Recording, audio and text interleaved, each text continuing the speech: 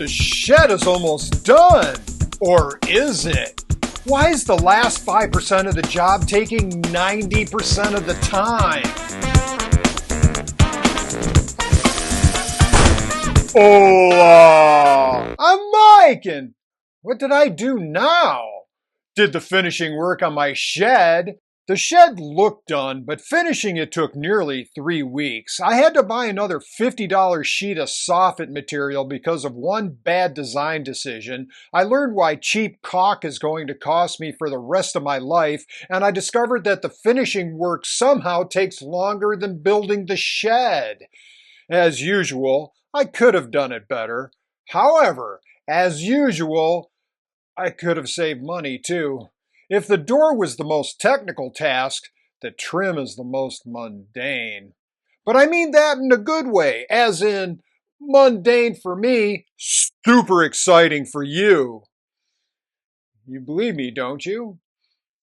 I am Jack's looming dread. I'll just say it. Painting trim is the biggest pain in the ass. An indication of what I'm talking about? I started the trim on January 3rd and finished on January 22nd.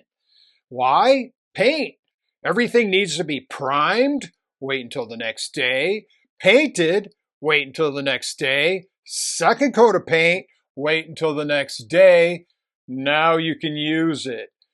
The primer you buy really matters. LP SmartSide requires 100% acrylic latex primer, not oil-based. And a good primer matters. If you buy cheap primer, your paint might crack or peel. Speaking of cheap, you have to shell out the money for paint. I use Behr. Well, that's kind of hard to tell. Here we go. Behr is an above average paint. Absolutely, for God's sakes, avoid Amazon off-brands. That's just colored water. All that crap is literally watered down or uses filler like chalk or clay. And by the way, LP SmartSide panels should have the outside painted, but not the inside. It could turn your walls into a paint balloon. I mean, probably not, but that would be cool. As I said earlier, there are no shortcuts for painting. Here's my shortcut. Paint all of the trim first before cutting them. It's just easier to manage a single long piece than dozens of little ones. I set up a couple of drying stations, including this one that I made out of my ladder, spanned with 2x4s held down with wire ties. Later, after cutting the boards to size, the ends can be touched up with primer and paint. A few times I was able to utilize the shed itself as a painting station. I did this when the weather was questionable. You can do a lot of trim at once this way if you were smart and built a big enough shed. I used enough caulk on my shed to waterproof a submarine. Most of it was on the underside of the panels in the form of a huge 1-inch blob all the way around the shed. I think this was a good idea as it not only protects the bottom edge of the panels, but it can keep any water that splashes up from the ground during a rain from getting behind the panels or on the bottom plates. Another good amount of caulk was used on the corners before the trim was put on for the same reason. So what caulk do I use? This DAP Fast Dry. Yeah, that's too bad. No, don't use this caulk on your shed. It says interior exterior, but it's really not. Are they lying? More like stretching the truth, which is ironic because it doesn't stretch. It's only 10% silicone, but worse, it's full of water. As it dries, that water evaporates, causing the caulk to bead, shrink, concave, and pull at the edges. I can expect to be recaulking and touching up my shed for every year for the rest of my life. I expect the shed to live longer than me. Not really. I expect that we'll die together. What you should use is this OSI Quad Max. It is polyurethane and silicone, but more importantly, 0% water. It behaves like rubber, stretches infinitely, never shrinks, and handles extreme weather. It costs twice as much, but This is what you use if you don't want to do maintenance, as apparently I do. Before handling the trim, I had a commenter ask how to prevent splinters. He really wanted my attention, didn't he? This is actually a really good question, as I do have a system. Well, for something like this, I'd recommend a bulletproof vest. The first thing is you have to respect that all unprepared wood has the potential to give you splinters. This is especially true with today's quickly grown, mass-produced lumber, which has a coarser surface. Wear work gloves. There are different kinds. I use these heavy-duty leather gloves when carrying full sheets of OSB or plywood. General purpose or utility work gloves are what I use the most often when woodworking, like handling 2x4s. As an upgrade, I recently purchased these nitrile dipped knit gloves. They are cut resistant, which I wouldn't presume means protects you from a katana. But they will definitely prevent splinters, and the nitrile fingers help you feel what you're doing. Now, if you want to raw dog it, that is, going without gloves, you'll want to sand down the wood, especially cut pieces that may have giant shards sticking out. The sander is especially useful for going over the whole board to knock down those splinters caused from the mass production. For those teeny tiny slivers or even fiberglass splinters, packing tape. This works really well. Roll it around one hand and just keep popping it on the affected area until the splinters come out. Finally, pro tip, keep a pair of work gloves in your truck for the Home Depot runs and pulling lumber off the rack. These are the ones I keep in my Tacoma. No, people don't look at me funny. Well, why would you ask that?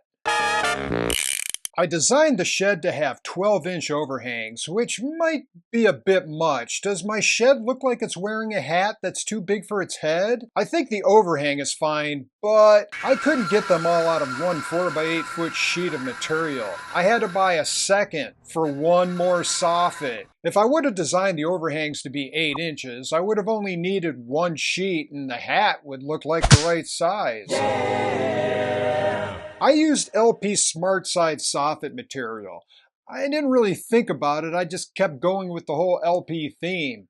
A 1/4-inch sanded plywood would have worked just fine and been half the price. You have to consider ventilation. I opted not to vent my eaves as I planned on having vents near the bottom of the shed and a gable fan in the back. Problem is, the shed doesn't have any power for the fans, so right now it's just a hot box. Any man playing grab ass or fight in the building spends a night in a box. That's a problem for future Mike. Man, I put a lot of problems on him. That's okay. He sucks. Another tricky thing about soffits, installing them. The gable overhangs needed a few tricks. There wasn't a place to attach the soffit at the peak, so I mounted a few blocks up there. The overhang rungs were marked with blue tape, so after putting the soffit in place, I'd know where to place the nails. The eave overhangs had a little issue that, due to the angle of the roof and the soffit, I couldn't get any tools up against the wall to fasten it. So I just nailed it on one side with my roofing nailer. Which should be fine. Right? No, it's not fine. A 1x2-inch trim was used all around the shed. First, a 25-degree angle was cut on the trim. Why? I don't know. It's my favorite number. The piece of trim was pushed up against the soffit and was nailed in place with my nail gun at an angle.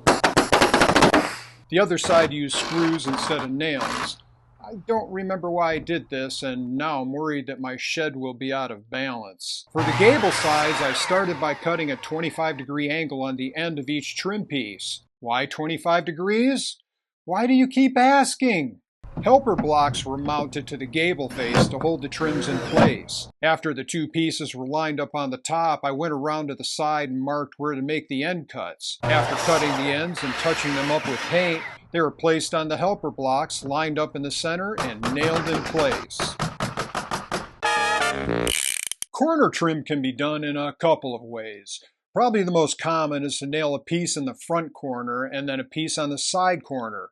Optionally, the side piece is cut down so visually the front and the side are the same dimension. I'd tell you more about this side piece, but my wife watches this channel. I started by cutting them in bunches of 4 so they are all exactly the same size, which was a huge brain fart. I intended on making the front piece on an angle to match the soffit trim angle. Now it's not. What's the rule? Measure twice, remember what you forgot, cut once. While I'm at it, I got caught up in this LP theme again. I used their trim, but could have gotten pine trim for half the price. I think this is becoming a theme. Oh wait, I said that. I opted for both pieces to be cut at 45-degree angles because I thought it would look a little cleaner. After cutting a 45 in each corner piece, they were laid face down and taped together using reinforced packing tape. Then glue was placed in the seam and the pieces were pulled together and held with a clamp. I can't take credit for this idea. I got it from the Build This, Fix That guy. Oh yeah. After the glue set, the trims were painted. It's best to assemble your corner trim before attaching them to the shed. If anything on the shed is out of square, your corner trim will help cover it up. And the trim was simply put in position and nailed in place. And repeat, and repeat, and repeat. Hold on, there's a bonus. Last video I mentioned that my latch is dangerous because I could accidentally lock myself in the shed. A friend of the show suggested a fix for that. A hole was drilled through the trim, the panel, and the stud. A long drill bit was needed for that. The hole was chamfered on both sides. The outside was touched up with some paint. A string can be tied to the loop of the latch and pulled through the hole into the shed. Now, if the door closes, I can unlatch it from the inside. After a week of being trapped in the shed, I can finally escape. Don't think about that too much. Okay, now what? The shed is done, that's what! Did I build it right? I would have to say yes. It's been 6 months, and it's still standing. For my first major construction project, I have to say it came out pretty good. Do you think it came out good? Okay, well, do you think this video came out good? Okay, well, did you like the boys? Okay, yeah, too violent. Did you like Paradise? Yeah, too hard to follow. Bridgerton? You did? Great. Okay, I'll like this video then. I guess whatever it takes to get you to like the video. I have to reassess my fan base. Maybe I should start wearing a 19th century British dress? Oh, I've got a fan online. Hey, fan, did you like the video? Well, congratulations. Your video got me to watch paint dry. Thanks, fan. The shed's not done. The inside has no shelves or hangers. It's a mess. It's missing rafter ties. Time is ticking for the ties. The longer I wait, the more the shed is going to do the splits. No, that's the bottom. What's the top? Splats? My shed's going to do the splats. I want to put pavers or patio blocks in front of the shed. I think that would look nice. Nice and crooked. The ground slopes on multiple angles. Not sure how to do that yet. And maybe pea stone around the side and the back. I don't know why they call it pea stone. I'm guessing because then I'll be able to pee behind my shed? Do you want to see that? Wait, let me back up. Do you want to see the updates to my shed? Then you need to subscribe. What did Mike do now? Is every Wednesday, noon Eastern. And if you want to see more videos about trim, and who doesn't, watch my video on the shed door. Lots of trim involved there. Sorry about that pee joke. I've been taking these maturity blockers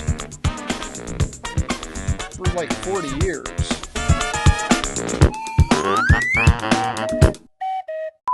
Man, this video gave me splinters. It sure was rough. I believe it took you 3 weeks to install all that trim. That's how long it felt like just watching this one video. Everybody missed you. Yeah, you're a star. I promised them that you'd take over for me. You gonna do that when I lock myself in the shed? Do you know how to do trim? You're just a trim master.